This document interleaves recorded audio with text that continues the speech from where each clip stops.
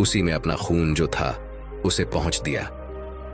शाम को जब सातों भाई जंगल से वापस आए तो बहन ने भाइयों के लिए खाना परोसा।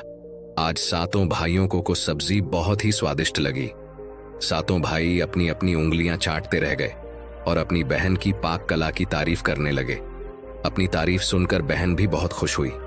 सातों भाई दिन भर के काम करने के कारण थके थे, इसलिए सातों भाई उस दिन जल्दी सो गए। अगली सुबह रोज की तरह वह सातों भाई जंगल को चले गए। जब वह थोड़ी दूर चले तो उन्हें प्यास लग गई। तभी पास की झील में सातों भाइयों ने पानी पिया और वहीं के पास के पेड़ के नीचे जाकर बैठ गए और बातें करने लगे कि रात के भोजन में बहन ने जो सब्जी बनाई थी वह बहुत स्वादिष्ट थी। सभी उसी सब्जी की चर्चा करने लगे। सातों भाइयों ने कहा, इतना स्वादिष्ट खाना तो हमने आज तक नहीं खाया। वह सातों भाई कहते हैं, आज घर चलकर इसके बारे में अपनी बहन से जरूर पूछेंगे और जानकर रहेंगे कि सब्जी में उसने ऐसा क्या मिलाया था जिससे वह सब्जी इतनी स्वादिष्ट बनी थी।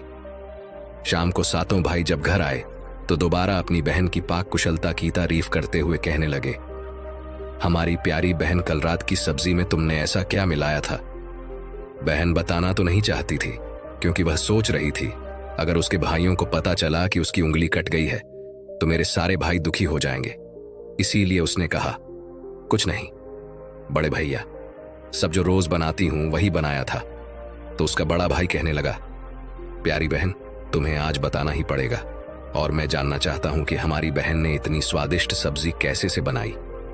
बड़ा भाई आगे कहता है, तुम्हें मेरी सौगंध है बहन, तो तुम्हें आज सच्चाई बतानी ही पड़ेगी।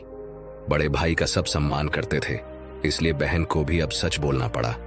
उसने धीरे धीरे सारी बात बताते हुए कहा, भैया, मेरी उंगली कट गई थी तो बस इतना सा अपना खून सब्जी में मिला दिया था और ज्यादा कुछ नहीं। मैंने सोचा कि आप लोगों को पता चलेगा तो आप दुखी होंगे, इसलिए मैंने अपने खून को सब्जी में मिला दिया था।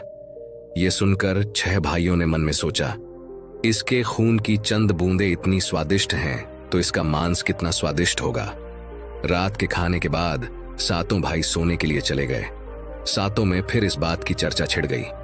बड़ा भाई कहने लगा, अरे भाइयों, खून की कुछ बूंदें हमारी बहन की इतनी स्वादिष्ट है तो सोचो उसके शरीर का मांस कितना स्वादिष्ट होगा। सबने बड़े भाई की हाँ में हाँ मिलाई, परंतु छोटे भाई को यह बात गलत लगी। उसने बड़े भाई का मान रखते हुए कुछ नहीं कहा और अगले दिन शिकार के लिए सातों भाई जाते हैं।